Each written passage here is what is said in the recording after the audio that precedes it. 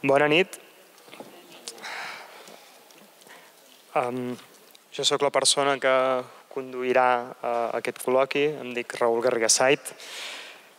Soc escriptor, filòleg clàssic.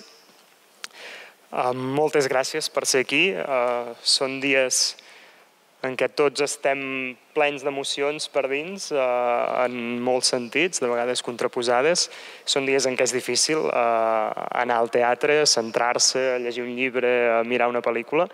Tot i això és una cosa que crec que ens fa molt bé a tots tenir aquests moments i per tant us agraeixo molt a tots que sigueu aquí, no només que hagueu vingut a veure l'obra, sinó que us hagueu quedat al col·loqui. Bé, anirem parlant de l'obra. Desig sota els oms de l'Eugene O'Neill, com sabeu, és una de les obres fundacionals del teatre americà. Eugene O'Neill és un autor potser poc conegut a casa nostra, però és un autor que va guanyar el Premi Nobel. És un autor que dins de la literatura americana lliga amb el teatre europeu que s'estava fent en aquella època o que s'havia fet un parell de dècades abans, el teatre de Chekhov, d'Ibsen, fins i tot, de Strindberg. Per tant, és un innovador dins del teatre americà i és l'autor que posa les bases del gran teatre americà que coneixem i que hem vist després. Desig sota els oms, ara en parlàvem amb el director, a qui, per cert, felicito juntament amb tots els actors i amb totes les persones que han fet l'obra, perquè jo he pujat aquí, encara estic estremit per dins del que acabem de veure. Ha sigut sensacional, em sembla a mi. I deia, ara parlàvem amb el Joan Oller del fet que aquesta obra, de fet, és inèdita. És la primera vegada que es representa a Catalunya. Per tant, és una obra poc coneguda del públic d'aquí. I és una obra, i ara ja començo a obrir torns de paraula i n'anem parlant tots. Però ara també comentàvem amb el Joan que és una obra molt descarnada, tot i que té molts actors, o sigui, si mirem el repartiment veiem que hi ha molts personatges. En realitat és una obra que gira al voltant de 3 personatges que estan absolutament sols. Cadascun d'ells absolutament sol, amb els seus morts, amb els seus records, amb els seus sentiments, amb les seves angoixes. I bé, hi ha moltes coses que jo tinc apuntades sobre aquesta obra, potser les vaig desglossant i així ja en parlem. La primera és que aquesta solitud, em sembla, aquests 3 personatges que estan tan sols, en aquest ambient tan elemental, tan entre la terra i el cel, per dir-ho així, jo crec que això reflecteix en una cosa tècnica, que potser en podem parlar primer de tot, que és la manera com parlen aquests personatges, la manera com els actors parlen en aquesta obra. No sé si ens podeu explicar una mica el treball que hi ha al darrere d'això, la feina, com heu plantejat el llenguatge dels actors. Bona nit. Ei, 1, 2, 1, 2. Bona nit a tothom. A veure, l'Ivan Beltran i jo mateix vam decidir traduir aquesta obra. Jo que no sé gaire anglès i ell que en sap una miqueta més. Com sabeu, l'important d'una traducció és la llengua d'arribada, coneixent la llengua d'origen, però sobretot la llengua d'arribada. Aleshores, amb molts consellers, amb molta gent que ens ha ajudat, hem anat dia a dia anar fent la traducció. Aquesta obra està escrita amb una mena d'anglès críptic. Molta gent que saben anglès no entenen res. Per què? Perquè està escrit amb una mena d'eslang, d'argot, que és l'anglo-irlandès. Que les paraules estan a mitges, que per entendre'ns, per posar una comparació pròxima que no és justa, és com si un llibre escrit per un andalús estigués escrit amb la fonètica andalusa, o sigui, representada sobre el paper amb la fonètica andalusa, paraules a mig tallar, etc. Llavors, clar, què fas aquí? Aquí tens un primer dilema, que és fer-los parlar com a TV3 o pitjor dit, com a Barcelona, o mirar de trobar un entroncament possible amb una manera de parlar rural, una manera de parlar lluny de la capital, una manera de parlar diferent, és a dir, mirar de traslladar l'escriptura en aquest anglo-irlandès en la llengua d'adopció, que en aquest cas és el català. Hi ha molts catalans i n'hem triat un, el que es parla per la zona de la Garrotxa. Per què? Ja us ho explicaré després. Podria haver estat perfectament Vic, per exemple. Jo no hauria vist a la Costa Brava, per exemple, ni a Terrassa, potser a Lleida, a Tremp, d'on és l'Eduard. En tot cas, eren optar per això. No sabem si ens hem equivocat, però ho hem fet així. Aquesta seria la resposta. Potser vam agafar el garrotxí perquè el Pep, que és el pater familias, és a dir, que els fills han après la llengua d'ell en un lloc isolat, lluny d'altres parles, els hi podia donar la pauta i el Pep, per proximitat lingüística, està més a prop del garrotxín, el garrotxan, que els barcelonins. Crec que és important que no parlin ni barceloní, ni sabadellenc, ni terrassenc, perquè de la mateixa manera que el pensament crea llenguatge, jo crec també que el llenguatge crea pensament. No és el mateix dir, doni'm una cervesa, si us plau, que, ei, passa'm una birra, nen. El missatge és el mateix, però les paraules són diferents i crec que evidencien gestos socials, que deia el Brecht, és a dir, d'explicar-nos de quina mena de manera són les persones que parlen d'una determinada manera. Fantàstic. Els personatges de l'obra, també amb aquesta manera de parlar, com deies, es revelen com a personatges dominats per passions molt elementals, no? Diria la cobdícia, la passió, el desig carnal, l'angoixa dels morts de la família. Són personatges que cadascun d'ells té un munt de morts al darrere.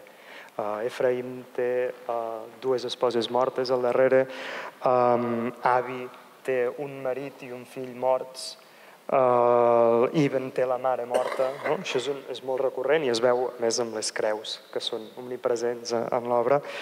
No sé, per exemple, per parlar d'Efraïm, Efraïm, a més d'aquests morts, parla amb Déu, sent la veu de Déu, no? És un personatge que té moltes veus a dins, per dir-ho així.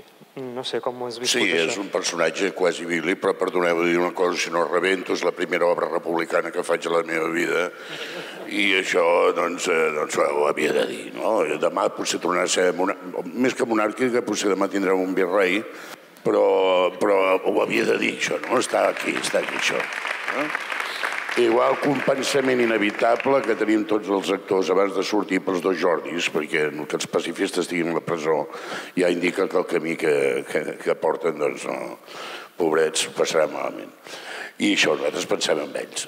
Dit això, ho puc dir-ho perquè com que jo sóc amic de Déu, m'entens? L'Efraïm gairebé parla de tu a tu amb Déu, perquè té una missió, és una missió bíblica, de la mateixa manera que altres profetes bíblics tenien una missió, la de fer l'arca, per exemple, de Noé, doncs ell té el fer créixer blat entre les pedres. Això, doncs, els que hem passat per algunes zones de l'Empordà, l'Avinyonet i tot això, sabem què és això, aquells camps que hi ha més pedres que terra i aleshores els van traient i fan murs de pedra, aquells murs secs. I a Menorca també es veuen molt aquests murs. I és aquesta feina del pagès que sap treure allò que diuen pa de res, del no res.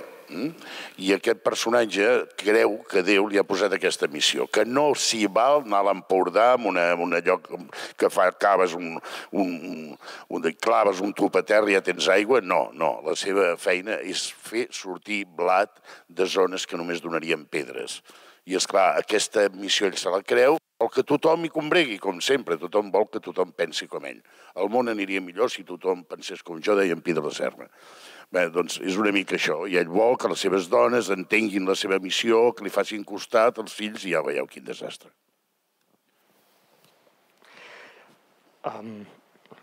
Després tenim naturalment els altres dos personatges del triangle, no? Ibn i Abi. A mi hi ha un moment que m'ha trasbalsat per dins, que és el moment en què veiem en què s'entra a l'habitació de la mare, en què Ibn entra a l'habitació de la que havia sigut la seva mare, i Abi també, que és una habitació que és una cambra mortuòria, està plantejada com una cambra mortuòria, i aleshores allà es barregen la passió carnal, les veus dels morts, la mare que ha de donar permís, no sé, Ivan, Laura, la Laura no sé on és, és allà, sí. Ens podeu parlar una mica de tota aquesta barreja de sentiments que tenen alhora els vostres personatges, que actuen alhora per passió, per venjança, per despit, per amor?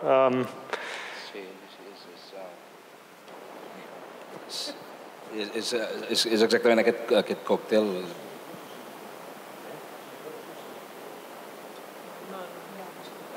Aquí potser ho sentim pitjor. El teatre més mal acústic d'Europa.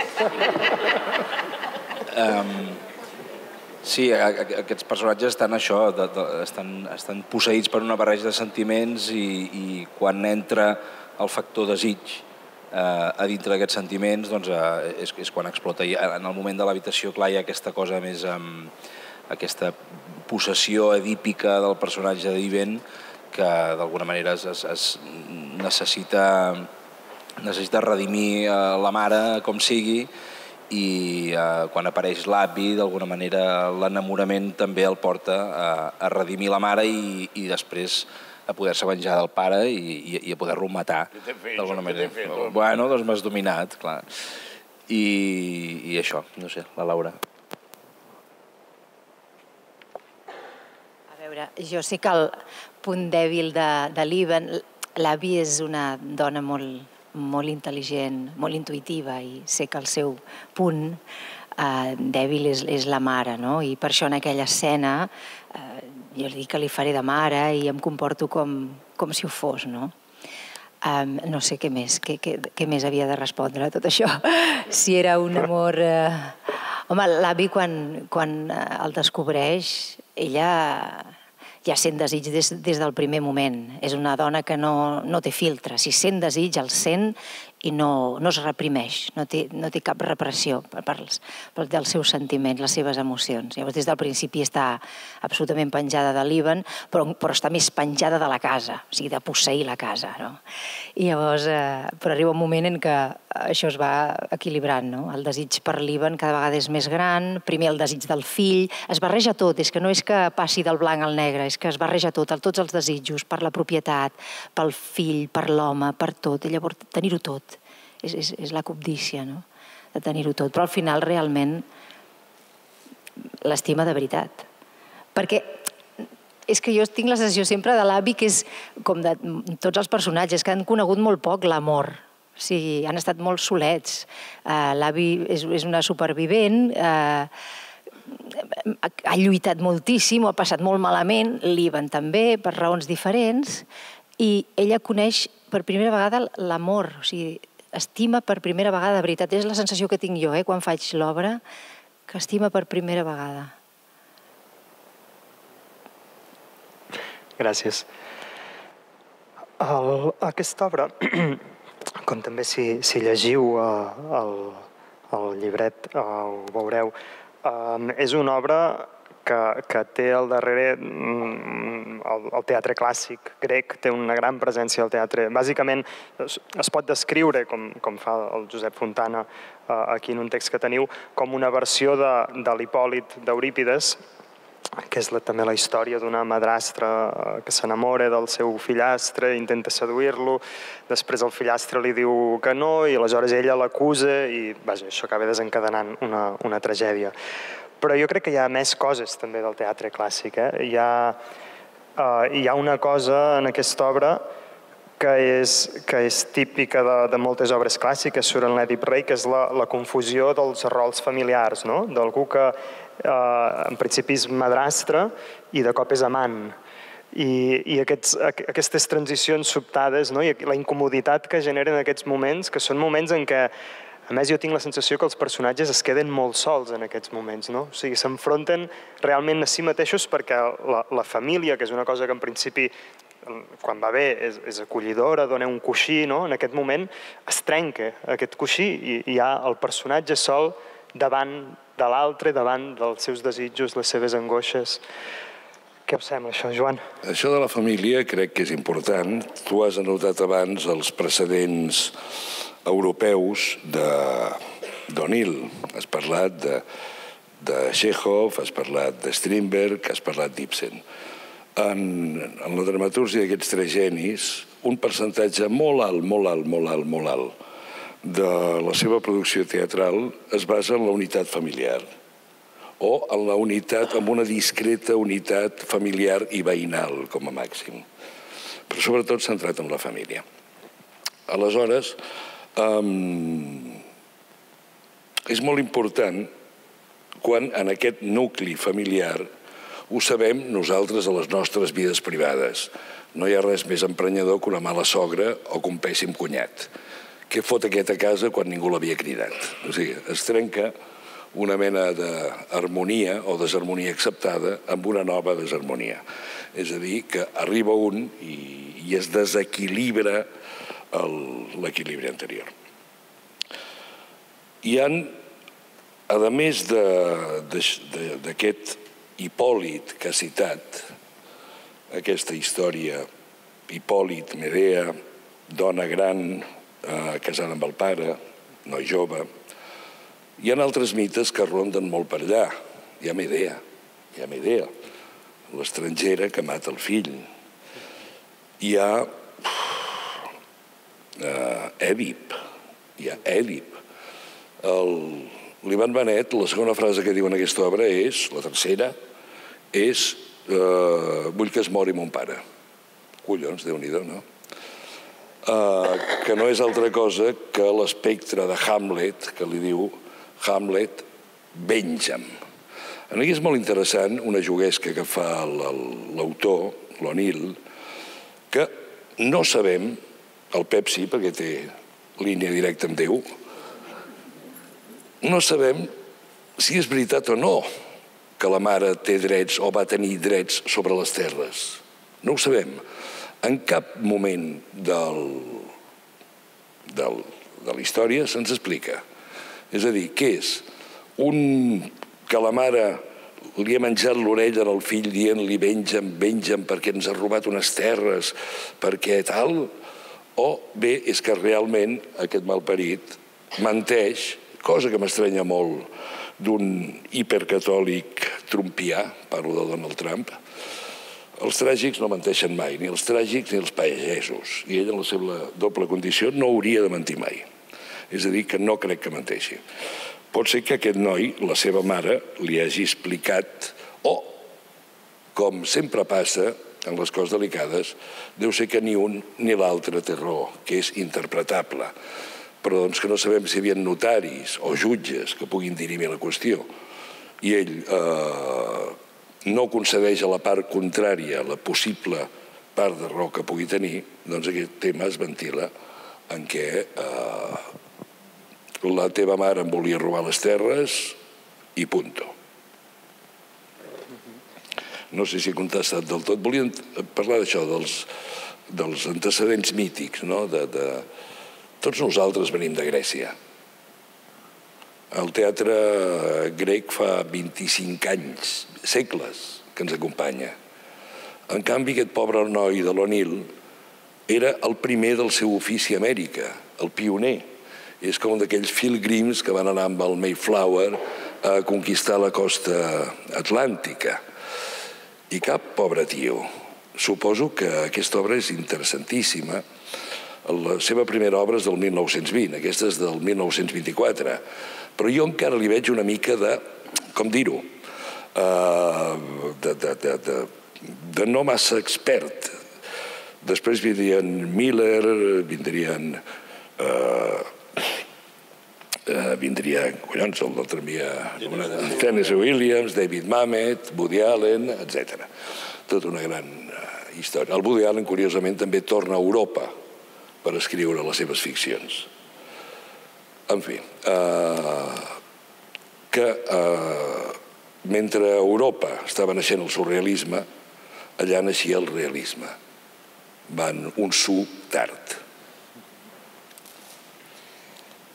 Sí, potser amb això, relacionat amb això que deies, hi ha aquesta rusticitat que recorre tota l'obra, que per mi és una cosa que la fa molt universal, justament.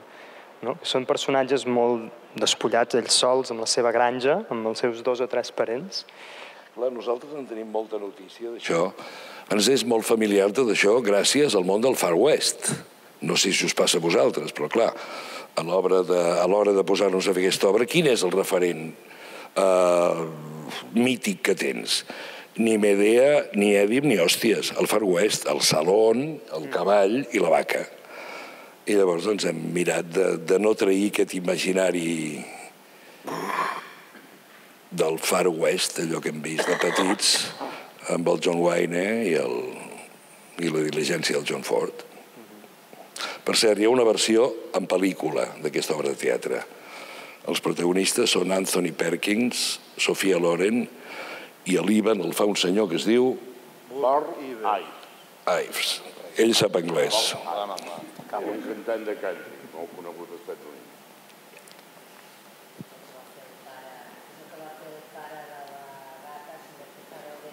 Exacte. Boníssim. Cada actor té un desig. Una altra cosa que volia dir.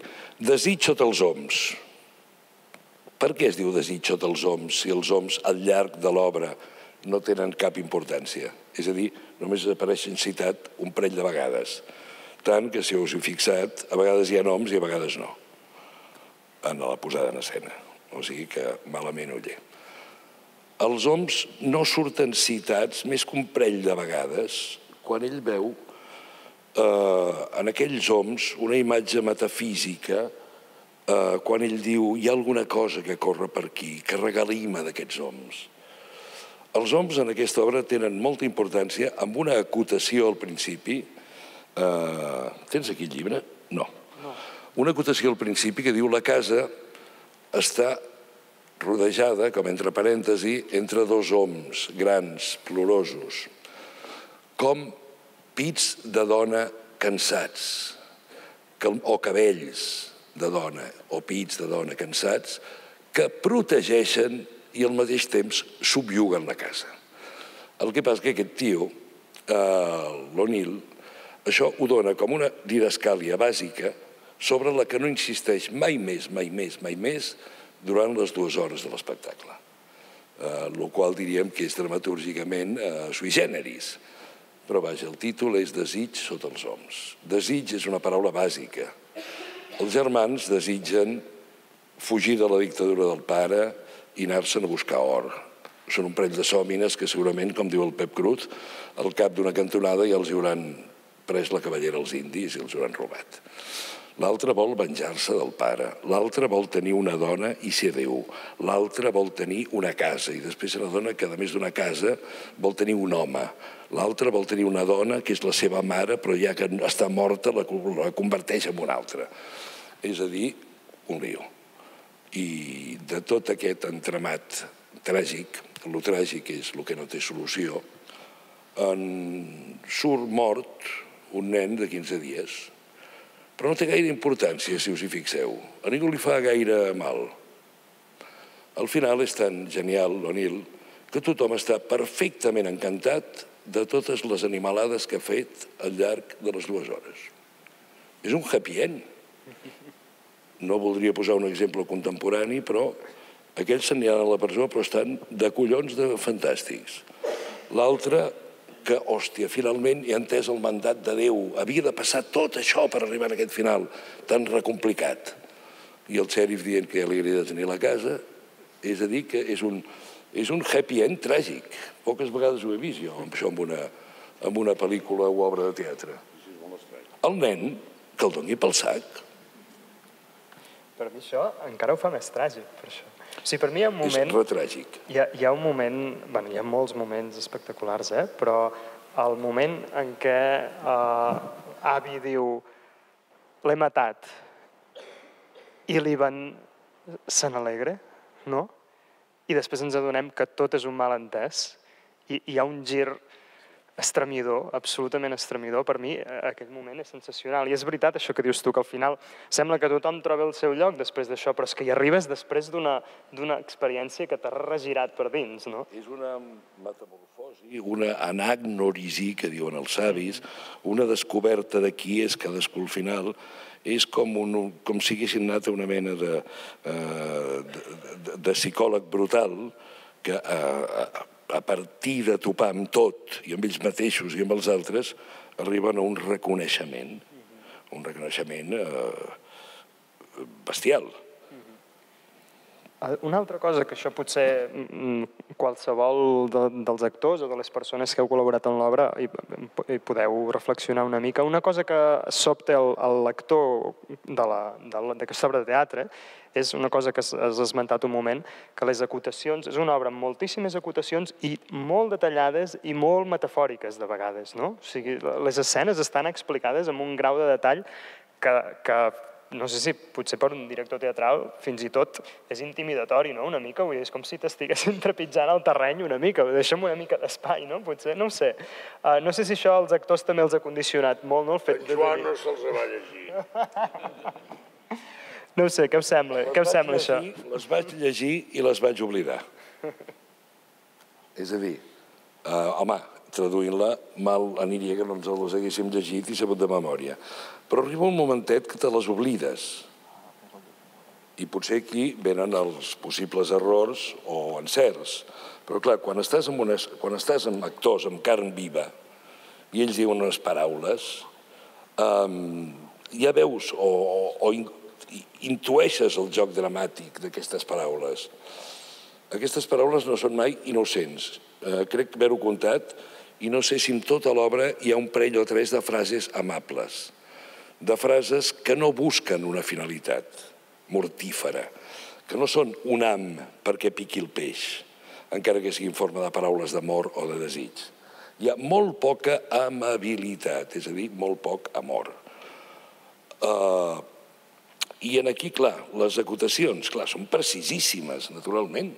El tio no se'n fia. Per què no se'n fia? Perquè ell inventa una cosa. Aleshores diuen, escolteu, aquest producte es fa servir així, perquè si amb un citromàtic m'hi poses plàtanos, no sortirà suc de plàtano. I el tio, per assegurar-se que no li...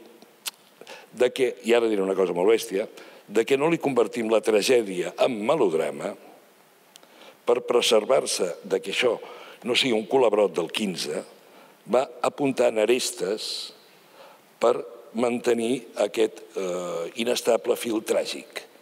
És a dir, que res, melodrama vol dir musical, no melos, música. Aquí tot és antimusical, tot és esquerp, les frases estan maltellades, fot-li, arri! Aquest punt rural que evidencia la no amabilitat, la no suavitat, la no carícia. De totes maneres, les acotacions a nivell lectoral són molt curioses també, perquè també no són intimidatòries, però sí que m'està dient on he de pensar, perquè realment hi ha molts moments, però en el meu cas a mi em va donar moltes pistes, perquè és cert que els personatges són molt rudimentaris i que tenen unes emocions molt bàsiques, però en realitat jo crec que estan escrits d'una manera molt complexa. Les reaccions que tenen a vegades no són lògiques, per tant no són tan rudimentàries. I jo em vaig anar fixant molt amb les acotacions i em va donar pistes d'aquesta fuga que té el personatge o aquesta mica de contacte molt més enllà, fins i tot, aquesta cosa hamletiana que deia el Joan, és veritat que l'esperit ara li està dient coses o és que ell se li en va la pinça, no?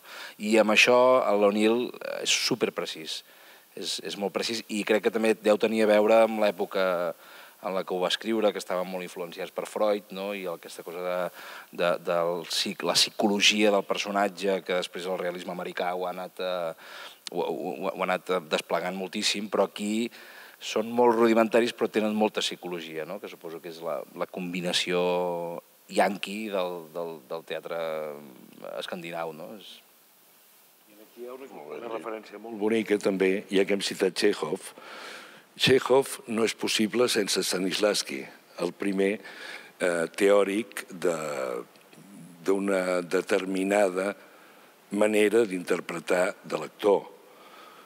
Stanislavski i Txékhov, llavors, aquesta cadena que permet que els textos de Txékhov siguin actuats, perquè els actors declamadors d'abans no haurien pogut dir Txékhov, perquè si de les aixetes hi rejava aigua, de la boca dels personatges hauria de rejar-hi credibilitat.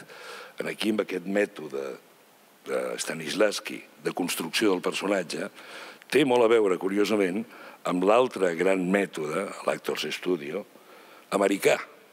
O sigui que aquí crec que hi ha una connexió molt bèstia de com a dues literatures dramàtiques s'hi uneixen dues escoles interpretatives importantíssimes, bàsiques, i de com aquest tresor rus passa a Amèrica, per exemple.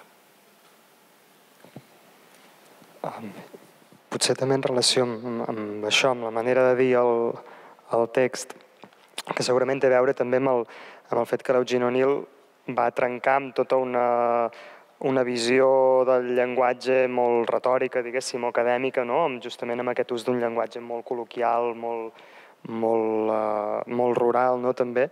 I això, a banda de la manera com tots els actors heu treballat el llenguatge, hi ha moments en què expressions molt col·loquials diuen coses molt bèsties. Hi ha un moment, per exemple, que el recordo de l'Efraïm, al final de tot, quan l'Efraïm veu tot el que ha passat, que li han mort aquell fill que més no era seu, és a dir, tot aquell moment de revelació, que hi ha un moment que l'Efraïm diu, vaja. No, diu, vaja. I és un vaja que et deixa destrossat, no? Com es fa això? Com es fa això? N'hem parlat d'aquest vaja. Sí, n'hem parlat perquè, esclar, és un moment en què jo ja em vaig al xèrif a denunciar-ho i de cop me diu que ha estat l'Ivan que l'ha anat a denunciar. O sigui, el pare de la criatura. I que la va denunciar amb ella. Vaja. Clar, és... Com ho entenc jo, això? I després surt per la cosa més de pagès. Doncs li agraeixo que m'hagi estalviat el tràngol. Saps? Allò, l'estalvi d'haver d'anar al poble a denunciar a la seva dona d'infanticidi i ja ho ha fet ell, que resulta que és el pare, a més. Esclar, la situació és d'una perplexitat total. I jo crec que aquesta perplexitat es resumeix en aquest vaja. Saps? Que és... No ho entenc, però ha anat així. I està molt ben col·locat. I com que jo soc molt tirat a la comèdia, li feia la broma en Joan, i aquests 6 o 8 te'ls riuran sempre. Vaja, doncs li agraeixo que m'hagi estalviat el tràngol. No, Pep! No, ho he fet amb molta contenció, com heu vist aquest vaja, no l'he apretat gens. Fantàstic. No sé si... Fantàstic tot plegat. O sigui, això que esteu explicant és magnífic. Bé, no sé, potser hi ha algú que té moltes ganes de dir alguna cosa. Sí, endavant, endavant.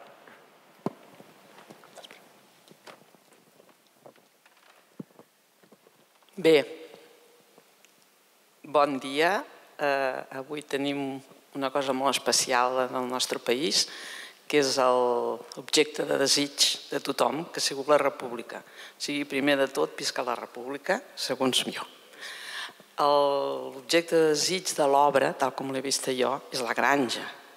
La granja justament que està a sota dels oms. Per tant, el desig està en la granja, que tothom l'anomena sempre, sempre quan surt a escena. Aquesta és la meva granja, jo vull aquesta granja, quan arriba la noia també a la granja, i a l'últim és el senyor comissari, que també diu que aquesta granja m'agrada i la voldria per mi. O sigui que l'objecte de desig per mi, a sota dels oms que l'abriguen, és la granja. Després m'he fixat que no hi ha una conversa com molt edificant i cultivada, sinó que és molt rural i hi ha més instints que porten el desig que no pas una altra cosa. Vull dir, són com animals de granja, no? Són els instints. El que passa és que quan tenen aquest desig de la granja, tots no saben que hi ha una part que són els sentiments, que aleshores els compliquen l'existència i fan que agafi un altre caire, això.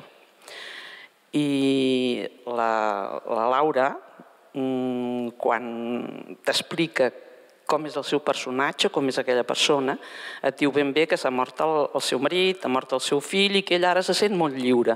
O sigui que penses, vale, però després també cau dintre del seu propi sentiment. I m'ha agradat molt la coreografia dels secundaris, que ho han fet molt bé, i el Pep Cruz m'ha meravellat tota la seva manera de ballar i la seva agilitat, no? I no sé, a mi m'ha agradat moltíssim perquè és una gran metàfora tot plegat. Moltes gràcies. Sí, com? Si vols respondre. No sé si algú... Crec que no hi havia pregunta. En tot cas, m'agradaria dir-li, senyora, amb tots els respectes, que potser això que ha passat avui no és el desig de tothom, com vostè ha dit. Pot ser el desig de molta gent, però per favor, vagi en compte com nosaltres hem anat amb cada frase d'aquest text i miri de no dir que és el desig de tothom. Li prego. Moltíssimes gràcies.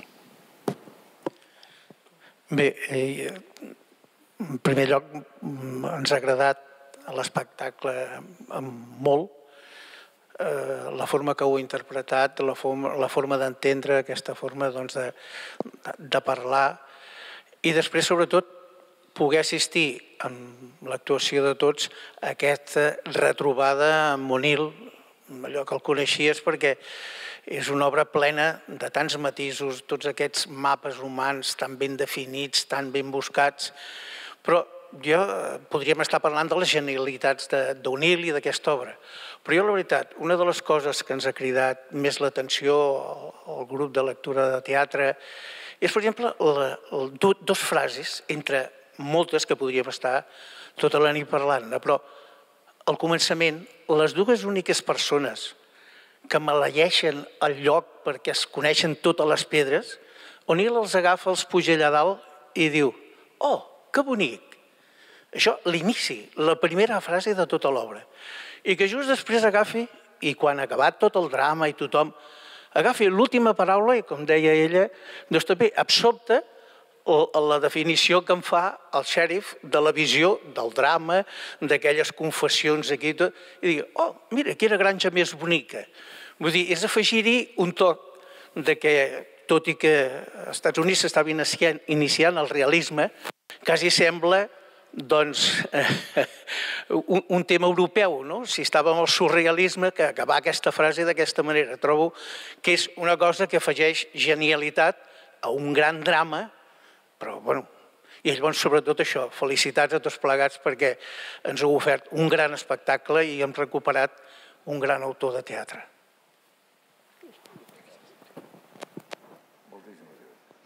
Si em permets dir alguna cosa respecte a això, és que jo crec que aquesta obra d'O'Neill es podria assentar més en el post-romanticisme. Té un punt post-romàntic, com aquí podria ser Guimerà. I aleshores, perquè crec que el protagonisme real de l'obra no és només el desig, sinó és la naturalesa, que és un tema molt romàntic, molt post-romàntic, la naturalesa. La naturalesa és vencedora, és avassalladora i se'ls en passa a tots, però la naturalesa és bonica també. I per això aquest parèntesi que fa de començament i final, dient que bonic, pràcticament les mateixes frases, i el mig que ha passat, ja ha passat de tot, perquè la naturalesa, ajudat de la mà de Déu, que és el gran manipulador d'aquesta naturalesa, segons el concepte aquest bíblic que agafa O'Neill en aquesta obra, és la gran vencedora. els seus impulsos, els seus desitjos, les seves passions, ha pogut amb el pobre racionalisme humà.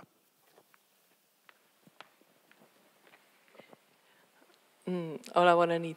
Jo volia dir una cosa, justament el que acaba de dir el Pep Cruz. Jo aquesta obra, sentint-la parlar amb Garrotxí, he pensat que si en lloc de parlar de Califòrnia parlessin d'Olot, m'hauria semblat que sentia en Guimerà o obres d'aquest estil, perquè és una obra molt costumista i la veritat a mi m'ha fet pensar. Hi ha hagut un moment que fins i tot he pensat per trobar-te més ubicat, potser quasi que ens hauria anat més bé sentir més parlar d'Olot i de Califòrnia, que a l'hora de la veritat és les úniques coses que es comenten, no?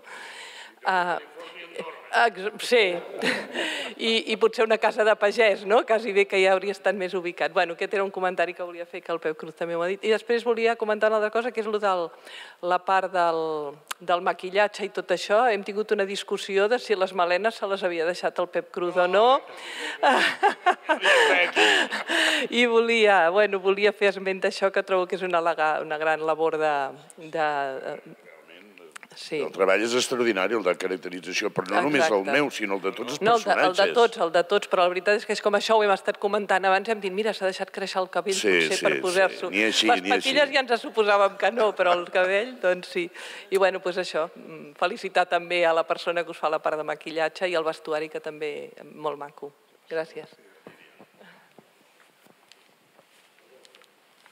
Sobre això que has dit, de què podia passar a Olot, jo crec que hi ha una cosa molt important aquí, que és que aquesta gent són descendents dels primers pobladors d'Amèrica. El descobriment d'Amèrica espanyol va ser sanguinolent, en canvi, el de Nord-Amèrica per part d'anglesos, d'irlandesos, va ser d'una manera molt diferent, perquè els primers van anar-hi el 1620 i tot això, i era la terra promesa, era l'autèntica terra promesa. Milers i milers de terra cultivable que no era de ningú. Arribaves, feies i obtenies patates i mongetes i de tot. És a dir, era el paradís. I aquest paradís, a força d'anar-lo extenuant, a força d'anar-lo era un món nou, era una possibilitat autèntica d'allò que diu el Josep Carner, que hi havia molt de tot per tothom. I la cobdícia aquesta ens porta a una cosa que em sembla que és bàsica també per entendre aquesta obra, escrita el 1924, atenció, molt pocs anys abans del crac del 29. És a dir, que com el naixement d'una nació immensa acaba amb un desastre. Com passa en aquesta obra, uns personatges que ho tenen tot per estar bé acaben horrorosament. Com el somni es converteix en malson. Em sembla que és important això d'aquesta metàfora, ja que l'obra està escrita poc abans que el pitjor dels capitalismes, no tan elaborat com l'actual, estigués a punt de petar per abusar, per abús, per cobdícia.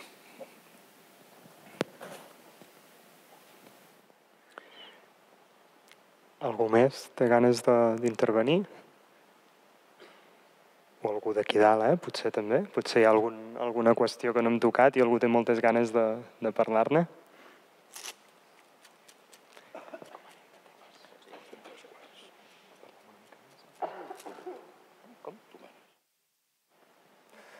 No ho sé, em sembla que és més qüestió vostra que nostra. Sí, si esteu molt cansats, vaja, o com vulgueu, què us sembla?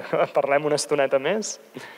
O ho deixem aquí, si volem? A mi, si us pensareu, per poder venir de seguida no m'he ni canviat i ara m'hauria d'anar a dutxar. Amb el vostre permís. Molt bé. Doncs moltes gràcies a tothom.